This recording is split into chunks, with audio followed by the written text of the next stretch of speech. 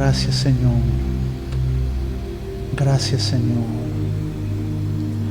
Gracias por este tiempo de palabra, de canción. Gracias por este tiempo de devoción, donde podemos consagrar este momento. Gracias. Queremos agradecer de lo profundo de nuestro ser, Señor, en esta noche, el estar reunidos aquí, no solo a través de este medio, sino que hablamos de nuestra reunión en Cristo Jesús, nuestro Señor. Agradecemos por una semana extraordinaria, donde hemos podido trabajar en tu palabra, vernos los rostros a través de aulas virtuales, educándonos, haciendo escuela, trabajando la palabra, abriendo el entendimiento, recordando la Escritura, volviendo a recordar, repetir las verdades, aunque estemos establecidos en la verdad presente, la repetición de las verdades. Tu palabra nos alumbra, Señor. Tu palabra nos alumbra. Repito las palabras del salmista que dijo: la suma de tu palabra es verdad. La suma de tu palabra se vuelve verdad. Permítenos saturarnos. No llegamos a un día domingo agotados, cansados, como quien va a enfrentar una semana difícil, sino que llegamos a este tiempo sabiendo, Señor, de que la suma de tu palabra es la verdad. La verdad que nos fortalece, la verdad que nos sustenta, la verdad que nos sostiene, la verdad que nos impulsa. La suma de tu palabra es verdad. Nos regocijamos en esa verdad. Somos sustentados en esa verdad. Esa verdad abunda, sale por nuestros poros. Es compartido con nuestros hijos, es compartido con nuestra familia, es compartido con nuestros seres amados, es compartido por teléfono, por audio, por televisión, por vivos, por redes sociales. Damos a conocer tu verdad, Señor, en todo tiempo. Aleluya. Te adoramos, Señor, te adoramos. Ore al Señor conmigo. Allí, en el lugar donde usted esté, en la mesa, en la silla, en el sillón, si aún está viendo la transmisión en su cama, relajado, descansado, por favor cierre sus ojos y le pido en esta hora que pueda ser parte y que pueda emanar de usted esta adoración al Señor. Aleluya, aleluya, aleluya, aleluya, aleluya, aleluya, aleluya, aleluya. Te adoramos, Señor, te adoramos. Te adoramos, te adoramos, te adoramos. Nos enfocamos en ti. Nos enfocamos en ti en esta noche. Este día domingo no queremos quitar nuestros ojos de ti. Toda la semana, lunes, martes, miércoles, jueves, viernes, sábado. Ayer con mi esposa Romina, oyendo tu palabra, hoy por la mañana, el sábado por la mañana, juntos como familia y como matrimonio. No queremos quitar nuestra atención de ti. Queremos saturarnos por tu palabra, Señor. Saturarnos por tu palabra. Somos saturados. Esta saturación que sacará fuera de nosotros todo pecado, todo peso, toda inmundicia, todo lo que nos carga. Ahora en el nombre de Jesús. Si me está viendo alguna persona que en este día esté angustiada, turbada, desalentada, oro por ti en este día. Hay alguna persona que está en esta hora mirando, que quizás está desalentada, está angustiada, ha tenido una semana terrible, tienes nublado el futuro, no sabes lo que vendrá. El Señor te alcance donde estás. Creo que no hay distancias para la palabra viva y eficaz. Creo que no hay distancia para la palabra viva y eficaz. El Señor te alcanza, su palabra te alcanza, su palabra te atrapa. Aleluya, aleluya. Conéctate con gente de fe. No trates de ir solo en el barco. Quien rema de un solo lado solo dará vueltas. Conéctate con alguien que pueda tomar el otro remo para que puedan ir a un destino glorioso como lo es en Cristo Jesús. Señor, oro en fe y a través de la fe por mis hermanos que están del otro lado de esta transmisión, sean edificados, que en esta hora tu palabra se abra como la escritura que es, para que podamos oír la verdad que nos alumbra y nos alimenta. En el nombre de Jesús, gracias Señor. Amén. Amén. Gloria al Señor. Amén. Amén. Muy buenas noches. Bienvenidos a todos a nuestra transmisión de Facebook.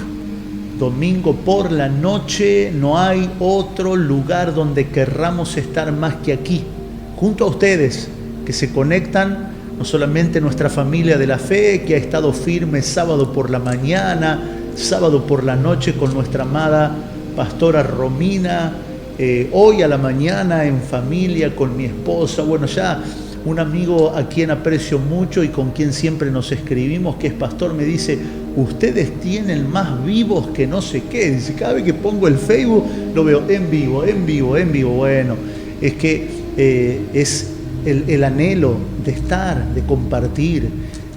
Sé que si sigo mirando este celular, esta cámara, no los voy a ver, pero es la flexibilidad que tenemos para adaptarnos a los tiempos que corren.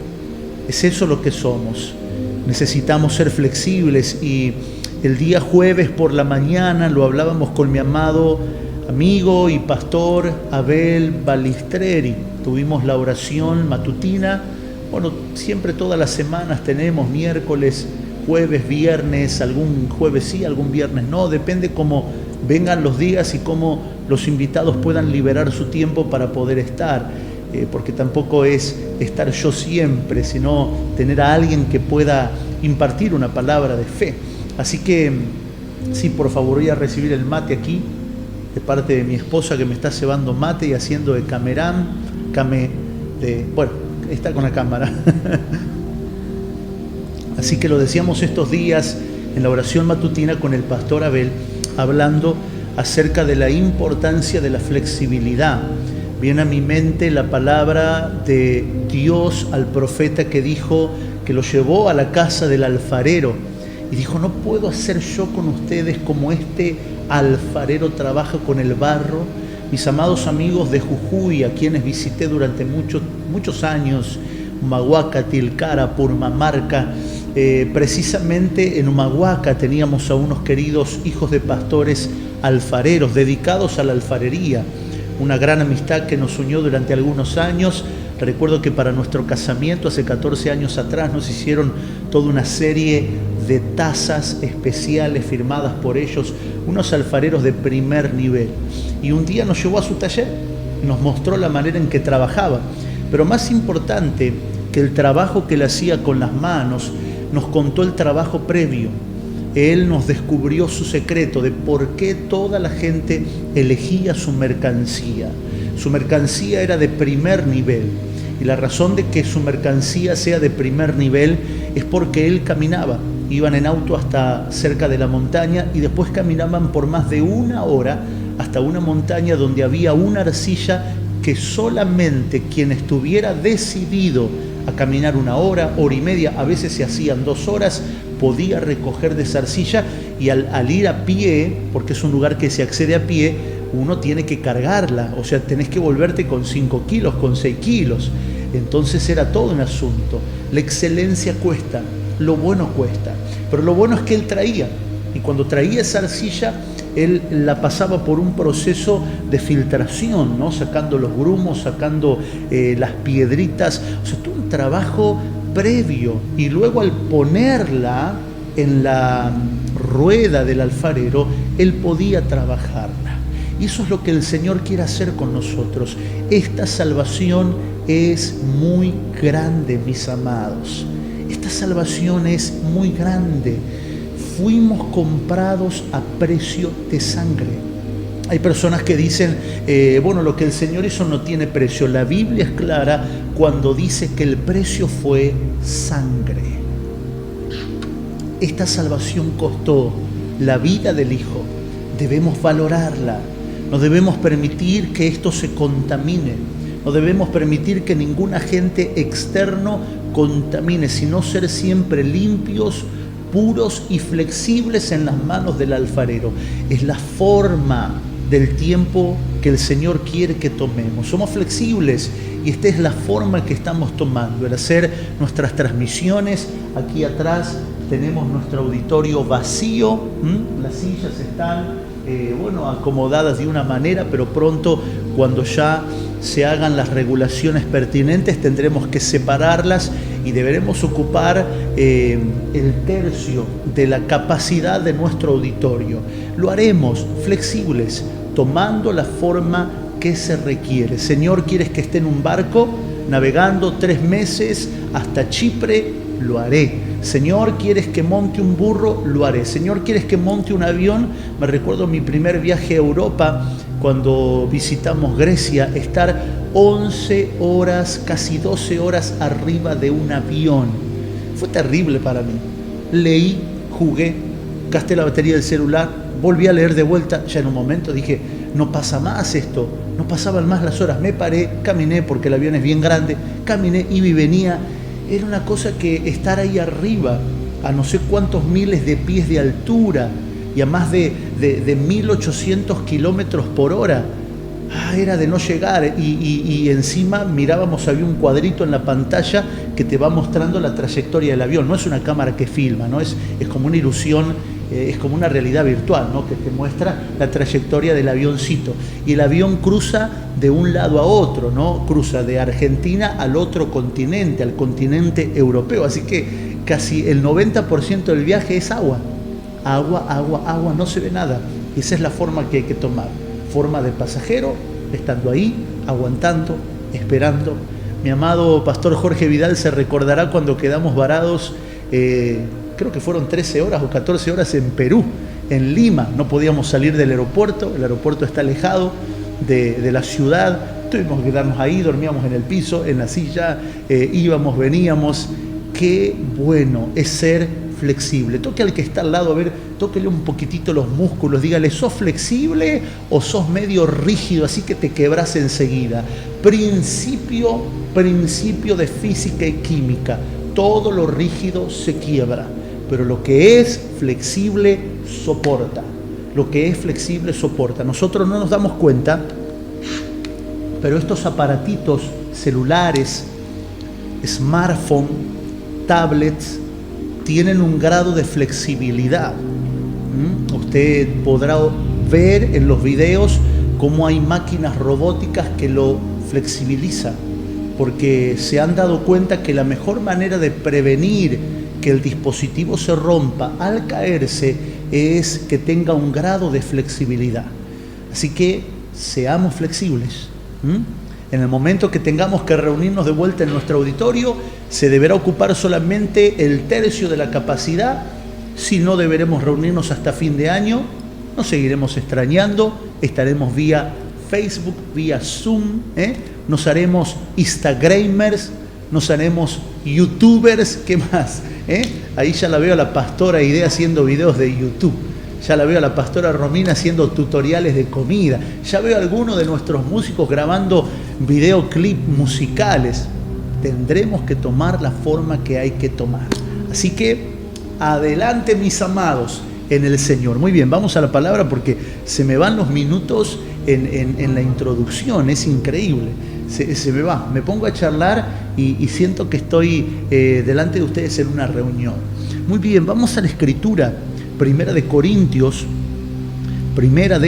vamos a compartir en esta noche. Quiero dar continuidad a nuestra serie de transformar el aislamiento en crecimiento. Vamos a ir al capítulo 2 de Primera de Corintios a compartir la palabra del Señor. Primera de Corintios capítulo número 2, en el verso número 1, vamos a avanzar un poco. Hemos estado tocando asuntos muy importantes y cruciales para nuestra vida de fe. Quiero avanzar. Primera de Corintios capítulo número 2, en el verso número 1. ¿No les molesta si voy tomando mate a medida que me van pasando fuera de cámara? Bueno, cualquier cosa después le mandan un mensajito a la pastora diciendo: pastora, no es ético, así no se hace televisión, cosas por el estilo, ¿eh? Nosotros rompemos, como dice el apóstol Gustavo, rompemos todos los protocolos. Hay que romper los protocolos porque estamos en familia. Tenemos la casualidad de que se conectan amigos de todas partes y bueno, eso, perdonen la informalidad, ¿eh? Cuando vengan a una de nuestras reuniones aquí se van a dar cuenta que seguimos siendo tan informales. Muy bien, Primera de Corintios capítulo 2 en el verso 1 dice el apóstol Pablo: así que, hermanos, cuando fui a vosotros para anunciaros el testimonio de Dios, no fui con excelencias de palabra o de sabiduría, pues me propuse no saber entre vosotros cosa alguna, sino a Jesucristo y a este crucificado. Y estuve entre vosotros con debilidad y con mucho temor y temblor. Y ni mi palabra ni mi predicación fue con palabras persuasivas de humana sabiduría, sino con demostración del Espíritu y de poder, para que vuestra fe no esté fundada en la sabiduría de los hombres, sino en el poder de Dios. Venimos hablando centrados en las cartas que Pablo escribió a la iglesia ubicada en la ciudad marina mercante de Corinto, aquella ciudad ubicada en una península que tenía una cultura cosmopolita, que era una ciudad de muchísima afluencia de todos los lugares. Ahí había nacido una iglesia desde una casa. No tenía pastores directos o centrales. La iglesia apostólica no funcionaba como nosotros hoy concebimos. Hoy nosotros no podemos pensar en una iglesia sin pastor. Nosotros pensamos en una obra y ponemos un pastor. La iglesia apostólica no funcionaba así. Y esto no significa que sea bueno ni malo. Eran diferentes modelos y diseños. Pero allí estaba, y esto lo hemos tocado, los de Cloé, familia que amaban al Señor y que informaron, no murmuraron, informaron a Pablo del funcionamiento de la iglesia en Corinto.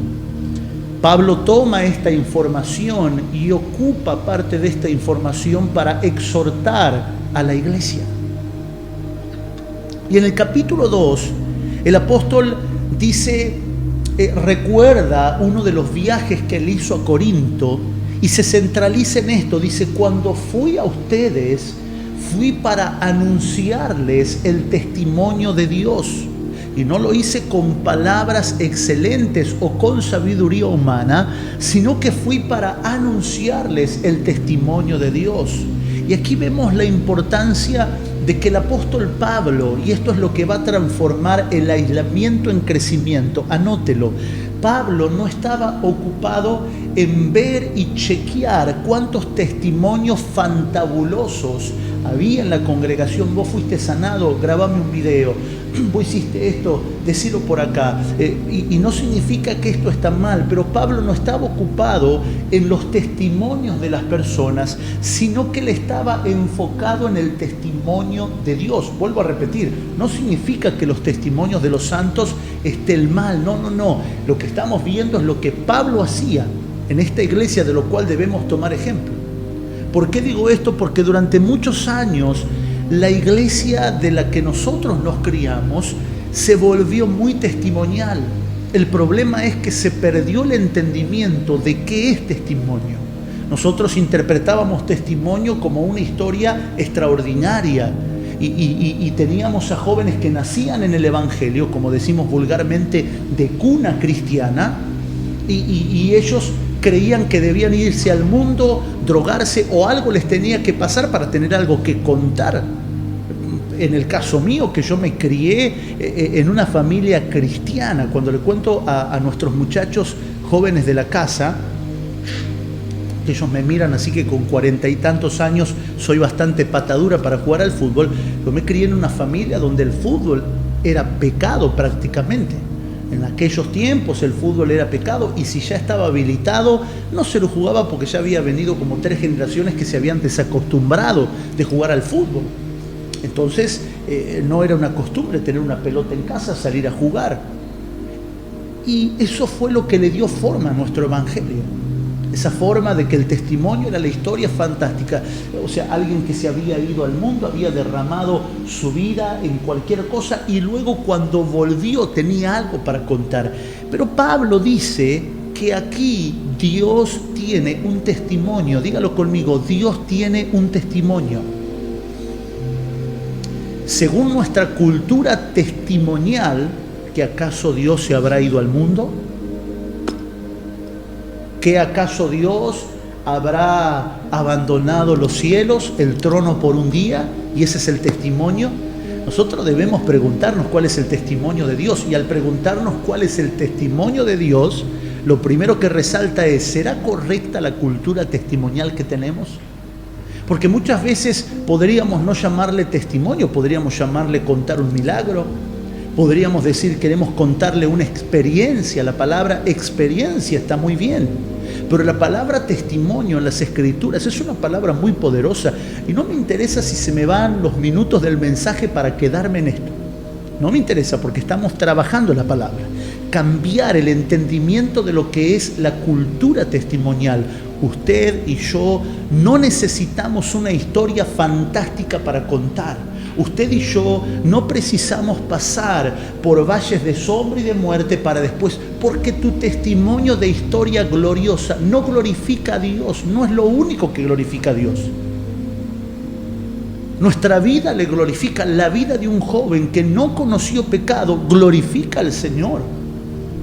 Si no se va formando una cultura donde miramos a aquel que no pasó nada diciendo, oh, lo que te falta pasar, quizás sí, quizás no. ¿Vas a sufrir en el Evangelio? Puede ser, puede que no. O sea, hay personas que han sufrido muchísimo, otros que no. Esto es como el entendimiento, el mal entendimiento que tenemos acerca del trabajo, ¿no? Hoy el trabajo ha cambiado para siempre. Más después de esta pandemia, el trabajo ha cambiado para siempre. Para siempre. Ya veníamos desde hace aproximadamente 5 años atrás, se venía probando los trabajos diferidos, los trabajos virtuales, el más conocido como el home office, la oficina en el hogar. Y el trabajo ha cambiado para siempre. Hoy nosotros no podemos decir como decían nuestros padres, a vos te falta agarrar una pala. Hay gente que jamás tomará una pala en su vida. Le digo más. Hay construcciones hoy que se hacen totalmente y mecánicamente y el hecho de que esta gente no agarre una pala no significa que no hace esfuerzo. Trabaja mucho más que aquel que agarró una pala. Los tiempos cambian. La tecnología cambia. Hoy un diseñador gráfico trabajó en pijamas sin salir de su casa toda la mañana y ganó la mitad de tu sueldo que usted gana en un mes y ni siquiera transpiró. Entonces, ¿cuál será la cultura testimonial que tenemos? ¿Cuál será la interpretación del testimonio de Dios? Pablo dice, y mire que Pablo tenía testimonio para contar, Vaya que si Pablo tenía testimonio para contar, Pablo podría haberse dedicado a escribir un libro sobre su experiencia. Y él nunca escribió. Pero Pablo se había caído del caballo, había asesinado cristianos, hermano. Pablo dice que había gente que hablaba de él así. Aquel que en un tiempo nos perseguía, hoy predica la fe que en un tiempo asolaba. ¡Qué título para un libro! ¿Qué título para un testimonio? Yo hubiera hecho un Instagram Live con el apóstol Pablo, pidiéndole que me cuente su testimonio. Pablo, ¿cómo te caíste del caballo? ¿Qué fue lo que viste la luz? ¿Cuál fue tu experiencia los 3 días de ciego? Pablo no se dedicó. La única vez que Pablo cuenta esa experiencia es delante del rey Agripa. Porque muchas veces las historias fantásticas y extraordinarias que has pasado, las peripecias que has pasado en tu vida, solo merecerían ser contadas en presencia de gente importante, para afectación de esas vidas, no para sorpresa. muchos testimonios han sido perjudiciales en la iglesia. Yo me recuerdo que era pequeñito y escuchaba hermanos que contaban qué calibre de pistola usaba, a cuántas mujeres habían robado, ¿sí?, que habían estado en la cárcel o que habían pasado. Y yo decía, y yo aprendía, para mí era una ventana a un mundo desconocido. Yo decía dentro de mí, yo nunca voy a vivir eso. Imagínense, hijo de pastor, tercera generación, nací un sábado de la noche, el domingo a la mañana mi mamá me llevó a la iglesia, ¿sí?, de ahí no dejé más de asistir a los cultos. Entonces esos testimonios fantásticos, o como le digo yo, fantabulosos, creaban una cultura de decir, no, a mí me tiene que pasar algo me tiene que pasar a mí, no puede ser que yo sea tan santo. ¿Cuál es el problema con eso? Que le damos forma al testimonio de Dios. ¿Cuál es el testimonio de Dios? ¿Cuál es el testimonio de Dios? Pablo dice, hermanos, fui a ustedes, y no con excelencia de palabra o con sabiduría humana, porque quiero contarles la tesis de Dios. Anote esto, la palabra testimonio allí es tesis. La palabra testimonio allí es la palabra tesis. Si alguien ha recibido su título, su cartón, si ha graduado de la universidad, sabrá que una tesis es un relato de no menos de 100 páginas, es un escrito que debe hacer la persona, que debe ser fundamentado en un tema y luego defenderlo para recibir su doctorado, para recibir su máster, ¿verdad? Entonces, ¿cuál será la tesis de Dios? Pablo dice, fui para contarles y hablarles de la tesis de Dios. Y dice en el verso número 2, aquí da la figura de qué se trata esto del testimonio de Dios. Dice, me propuse no saber entre vosotros cosa alguna, sino a Jesucristo y a este crucificado. La tesis de Dios tiene que ver con su Hijo. Dios dedicó un libro al que usted y yo llamamos Biblia para hablarnos acerca de su Hijo. Y sé que decir la palabra Cristo o hablar del Hijo pareciera como no tener mucho impacto. Bueno, ya lo sé, Cristo en nosotros, la esperanza de gloria, yo porto a Cristo, tú lo portas a Cristo, todos lo portamos a Cristo, no hablamos de otra cosa, no predicamos de otra cosa. Por eso es que trato de ser muy didáctico esta noche, trato de ser muy puntual, muy enfocado en este día. La tesis de Dios tiene que ver con el Hijo. Y esto es importante, porque Dios dedicó un libro completo al que usted y yo llamamos Biblia y leemos como Biblia para hablarnos de su Hijo. La manera en la que el Hijo es lo primero y lo último, como nos enseñaba la pastora de Romina ayer sábado por la noche. Lo primero y lo último. Esto debe ser explicado por el Espíritu Santo en nosotros. Esto no puede ser predicado con excelencia de palabras humanas. La tesis de Dios, el testimonio de Dios, debe ser anunciado por el Espíritu Santo, porque este es el Evangelio que enseña el Espíritu Santo. Este es el Evangelio. Este es el Evangelio que el Espíritu Santo enseña. Nosotros muchas veces tenemos un testimonio erróneo puesto en nuestra fe. Más que testimonio, fundamento erróneo. ¿Cuántas veces escucharon que alguien le dijo, usted tiene que ser como Jesús? Usted, frente a esta situación, piense, ¿qué hubiera hecho Jesús? Y haga lo mismo. Primero, que sería todo un logro saber qué hubiera hecho Jesús frente a una situación, por muchas razones. Y segundo, que nadie puede ser como Jesús. Pero vamos a lo primero. Estos días leía qué fue lo primero que Jesús hizo. Bíblicamente, los evangelios comienzan contándonos que lo primero que Jesús hizo antes de iniciar su ministerio, su aparición oficial, si se quiere, fue ir a un casamiento. Qué bárbaro, ¿no? Hasta el día de hoy los teólogos se preguntan cuáles son las razones que llevó a Jesús ir a un casamiento. Yo creo que Jesús era una persona popular. Yo creo que Jesús era una persona que la gente amaba. Él era una persona digna de invitar a un casamiento. Vio que en un casamiento hay gente que usted invita por compromiso Otros usted los invita porque son parientes y otros los invita porque no tienen remedio. No, no, una broma, no. Pero hay varias razones por las cuales invitamos gente al casamiento, ¿no? Entonces, este lo invito porque, bueno, es un buen amigo, me acompañó. ¿Cuál era la razón de invitar a Jesús? No se sabe si era pariente o no era pariente. El asunto es que Jesús estuvo allí. Usted sabe que hizo el milagro del vino, aunque no era la hora de manifestar lo que él había venido a traer. Hizo el milagro del vino, convirtió las tinajas de agua en vino, pero él, el novio, ni siquiera se enteró de lo que Jesús hizo. Ni siquiera se enteró, no hay registro bíblico que el novio diga, gracias a Dios que invité a Jesús, que me multiplicó el vino, si no nos hubiéramos... No, Jesús intervino ahí porque María le dijo, Jesús, no tienen vino. Siempre hago este chiste y digo, se ve que a María le gustaba porque fue la única que preguntó por el vino, hermano. María fue la única que dijo, nos quedamos sin vino. Nadie dijo nada, es una broma que hago, Es una broma que hago siempre. Lo que pasa es que creo que cuando hago ese chiste, la iglesia se ríe. Ahora no se rió nadie, bueno, no importa. Pero María fue la que dijo, nos quedamos sin vino. Y Jesús ahí hizo la señal de convertir el agua en vino.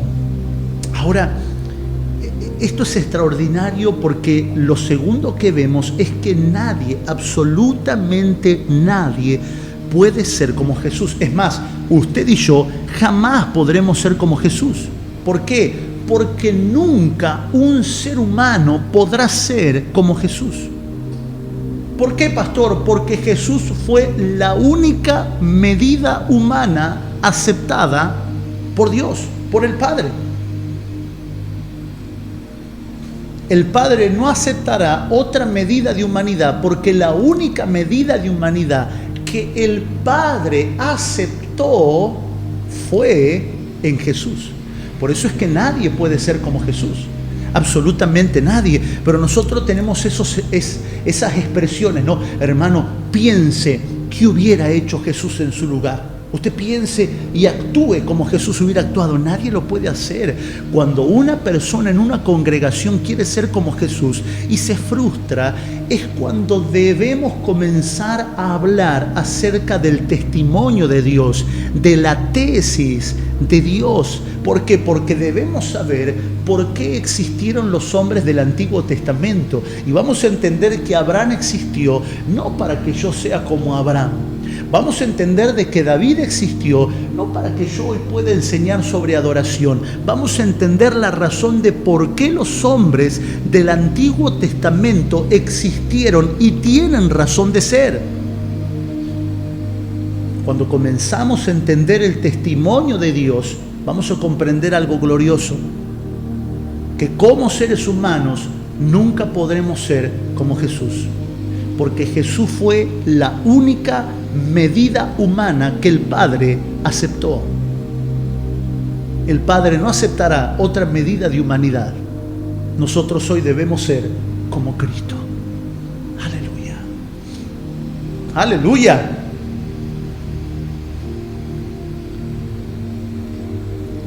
El Evangelio se trata de conocer y de que los apóstoles nos hablen del testimonio de Dios. Yo disfruto tanto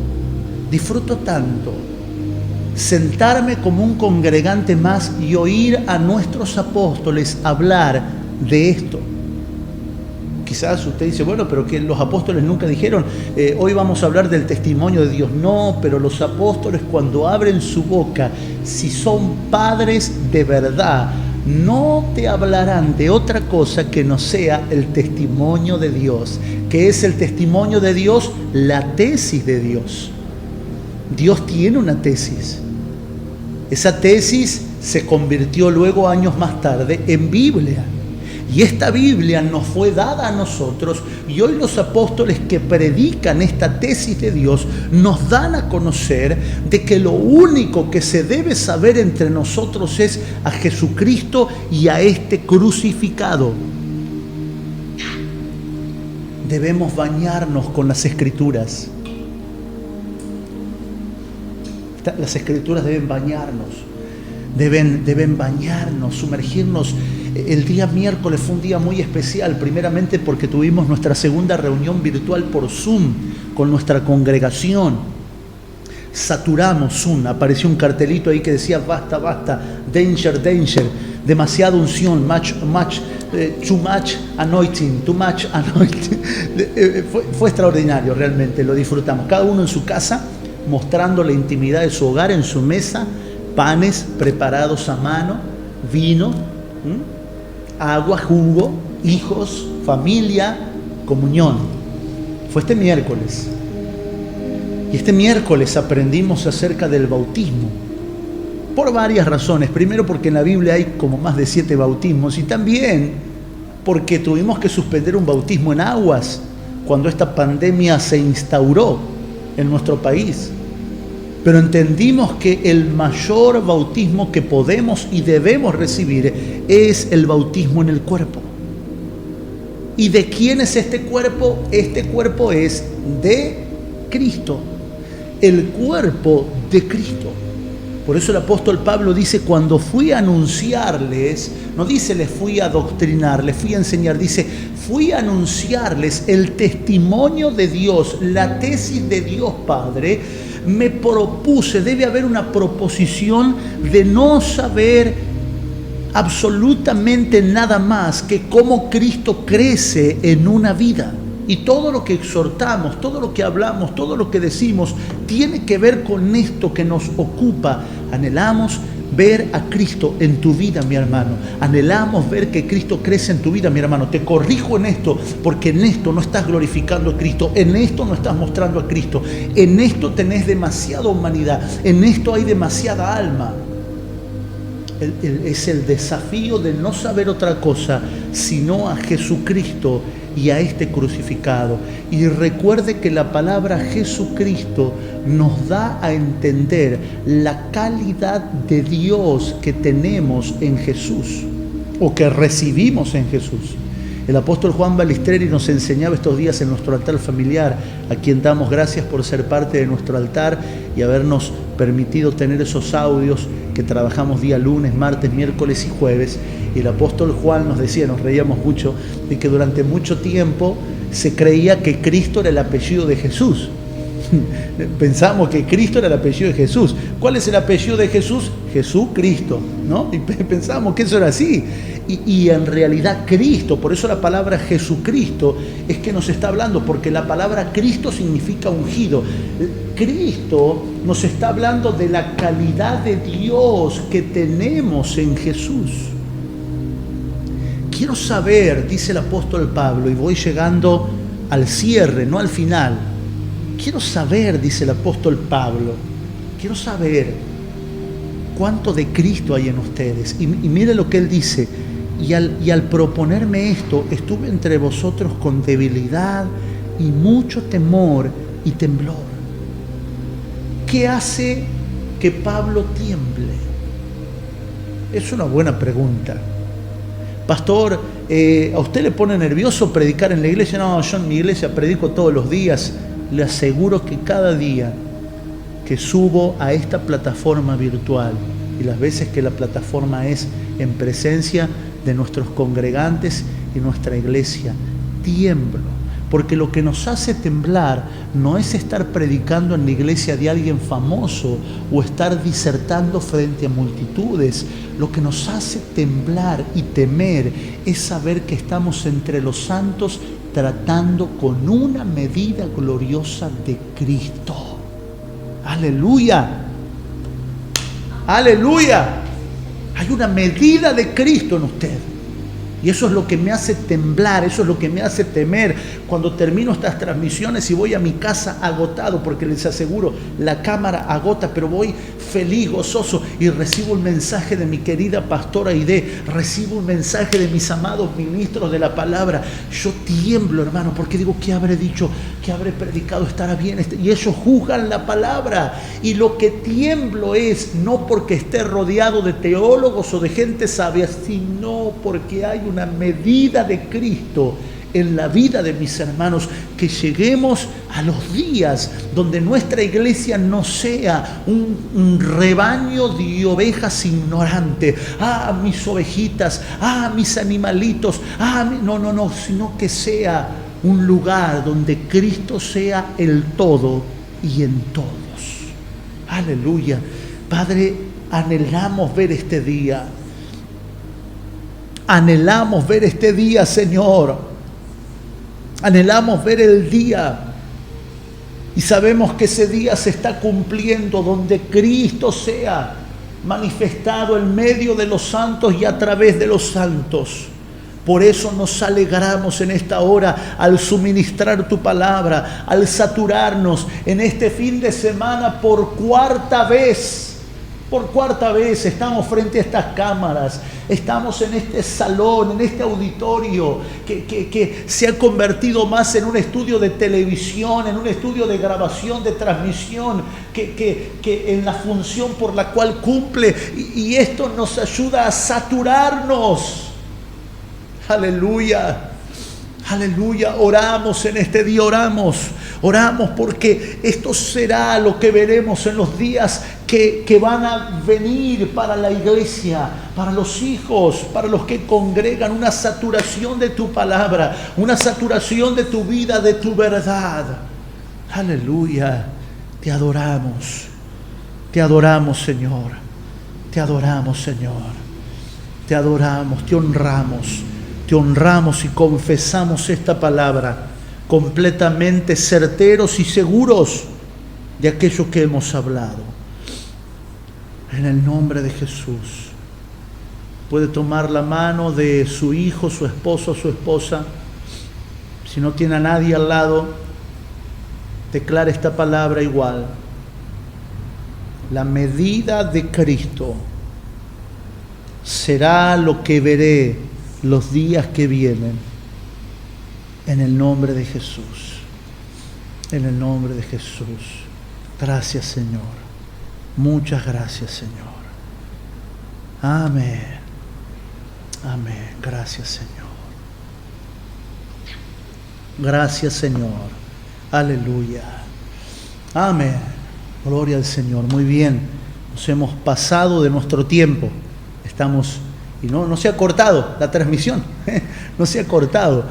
Venimos a veces cortando clavos de que no se corte el internet, ya hemos hecho algunos ajustes y siempre estamos ahí pendientes de que ustedes puedan recibir esta transmisión y que puedan disfrutar este tiempo tanto como nosotros lo disfrutamos. Así que, mis amados, mañana no comenzamos una semana. Mañana lunes continuamos en esta escalera que nos lleva al crecimiento a pesar de estar en aislamiento. Les amo en el Señor, les invitamos a que puedan ver todas estas predicaciones, todas estas transmisiones en nuestro canal de YouTube, que con gran esfuerzo nuestro equipo multimedia desde su casa produce, masteriza y sube a YouTube para que podamos tener disponibilidad. Hay listas de reproducción con canciones de nuestros músicos que podemos disfrutar. Tómese un tiempo, si quiere, en este momento para ofrendar. Si usted ha tenido la voluntad dispuesta y la generosidad en su corazón de dar, lo puede hacer con total liberalidad. Nuestros datos para ofrendar estarán aquí abajo, se aparecerán en las informaciones que la producción pone y usted puede tener toda la libertad si es que lo quiere hacer con voluntad dispuesta. Les amamos en el Señor, disfrutamos de este tiempo y, como siempre, por supuesto, nos vamos a estar encontrando mañana, lunes, en nuestro altar familiar. ¿Qué altar tenemos mañana? Ni se imagina.